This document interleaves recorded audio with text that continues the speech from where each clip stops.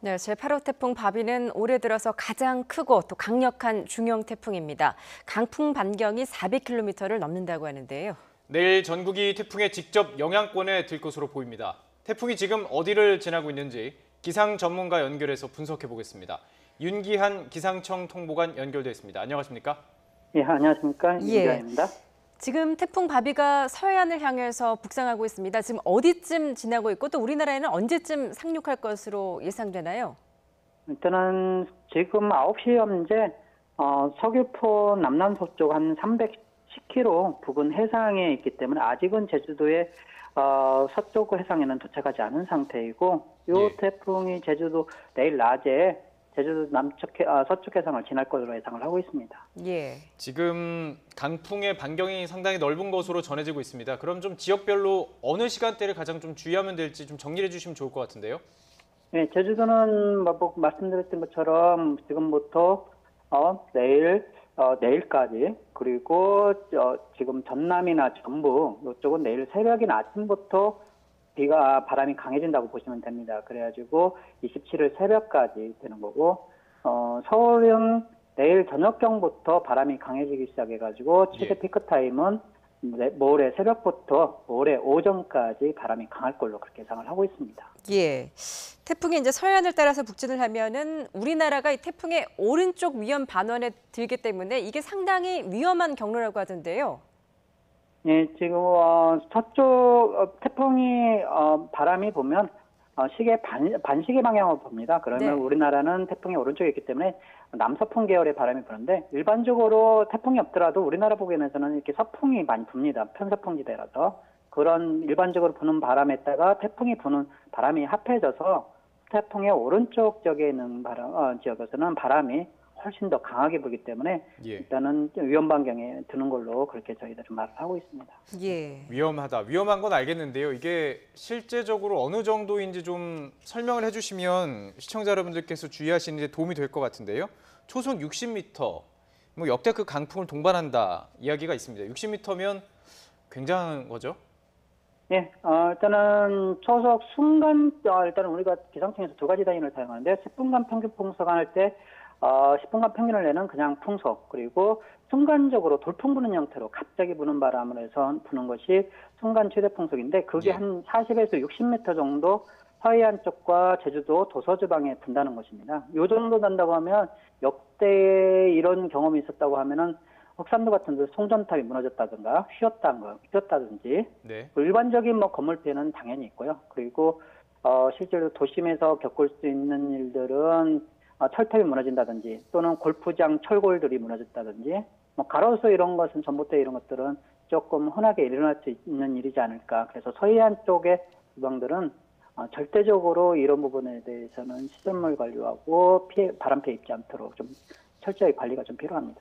예, 그러니까 초속 50m 이상이면 이제 바람으로 인해서 발생할 수 있는 모든 재난이 가능한 풍속이다 이렇게 볼 수 있을 텐데 이번 8호 태풍 바비는 그 역대급 강풍으로 그러니까 지난 매미나 볼라벤보다도 그 세력이 더 강력하다고요. 예, 일단은 볼라벤하고 진로는 비슷한데 더 강하기 때문에 바람은 더 강한 걸로 판단을 하시면 됩니다. 그래서 예. 볼라벤 때 피해 입었던 지역은 더 큰 피해가 있다 이렇게 보시면 되고요. 매미 때는 일시적으로 피해 양상이 좀 다른데 매미 때는 침수 피해가 굉장히 많았었어요. 만조 기간이 겹쳐서. 네. 예.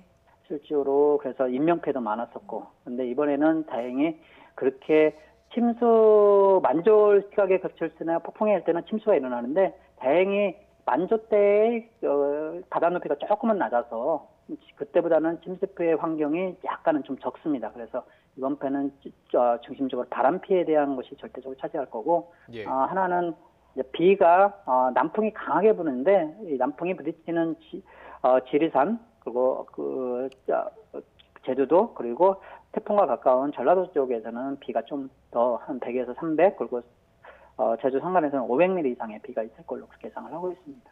예. 비도 많이 오는군요. 예. 그렇다면 강풍이 이 지나는 내내 전국에 다 영향을 끼치는 건가요? 아니면 그 중심부가 지날 때 가장 큰 피해를 입히는 건가요?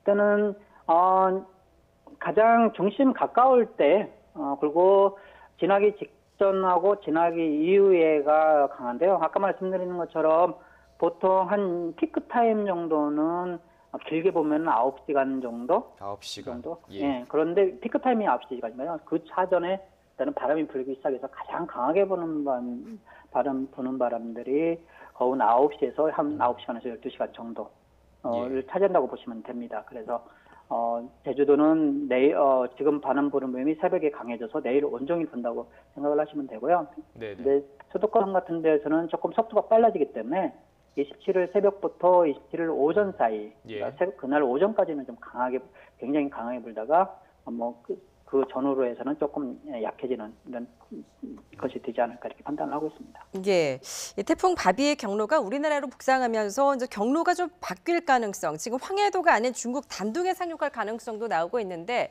이렇게 상륙을 하면서 좀 세력이 약해질 가능성도 있을까요?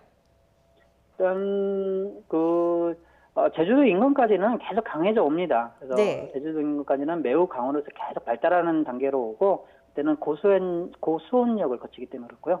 제주도 넘어서는 수온이 상대적으로 낮습니다. 근데 속도가 워낙 빠르기 때문에 일단 태풍의 위력은 조금씩 약해집니다. 그렇지만 우리가 체감적으로는 실질적으로 굉장히 강한 바람이 비기 때문에 낮아졌더라도 굉장히 위험한 태풍으로 보시면 되고요. 경로는 지금 현재에서 미세한 경로는 달라질 수는 있지만 태풍 세기가 워낙 강하기 때문에 네. 강풍 범위도 그렇기 때문에 우리가 받는 영향에는 그다지 영향은 없을 걸로. 그래서 경로와는 상관없이 절대적으로 특히나 서쪽 지방 그리고 서쪽의 북산도, 흥도 그리고 서해안 지방에서는 절대적으로 강풍에 대한 대비가 좀 필요합니다. 예. 자, 내일부터 그러니까 모레 새벽까지는 계속 준비를 해야 되는 상황인데 각 가정에서 그 준비를 할 수 있는 것들은 어떤 게 있을까요? 일단은 가정에서 할 수 있는 것들은 바람에 날릴 수 있는 물건들이 있지 않나. 일단은 일반 가정집이라고 하면은 옥상의 물건들, 그리고 상점이라고 하면 간판, 개인들이 할 수 있다고 하면 간판에 대한 정리, 그리고 현수막 정리 이런 것들이 필요하고요. 그 다음에 아파트 같은 경우는 창문이 굉장히 위험하고 창문 깨지는 일이 많이 벌어질 겁니다. 서해안 지역에서는. 그래서 창문에 대한 대비, 단창을 붙인다든지 아니면 신문을 끼워놔서 바람이 통하지 않게끔, 그리고 그런 것이 필요하고요. 또 하나는 바깥에 야외 활동을 하지 않는 거, 위험한 시기에서는. 그래서 그 전후에 일을 보시고 절대로 밖에 나가지 않는 것이 일단 중요합니다. 그래서 가로수 같은 사고가 굉장히 많을 거기 때문에. 예. 그리고 또 하나는 시골에서 시설물이 파괴됐다고 해서 그걸 고치러 나가시면 안 됩니다. 일단은 더 위험하기 때문에. 그래서 시설물이 파괴되더라도 안전한 곳에서 머물다가 끝난 이후에 시설물 보살피는 것이 좋아서 먼저 안전에 조금 우선시를 하는 게 필요합니다. 예. 지금 날씨가 덥기 때문에 에어컨 틀어놓으신 분 계신데 그 실외기실도 그럼 닫아야 되나요?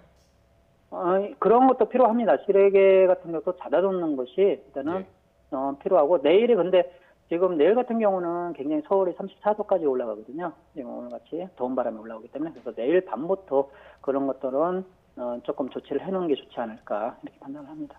예, 역대급 강풍을 동반한 태풍 바비 큰 피해 없도록 좀 만반의 대비가 좀 필요할 것 같습니다. 오늘 말씀 잘 들었습니다. 예, 감사합니다.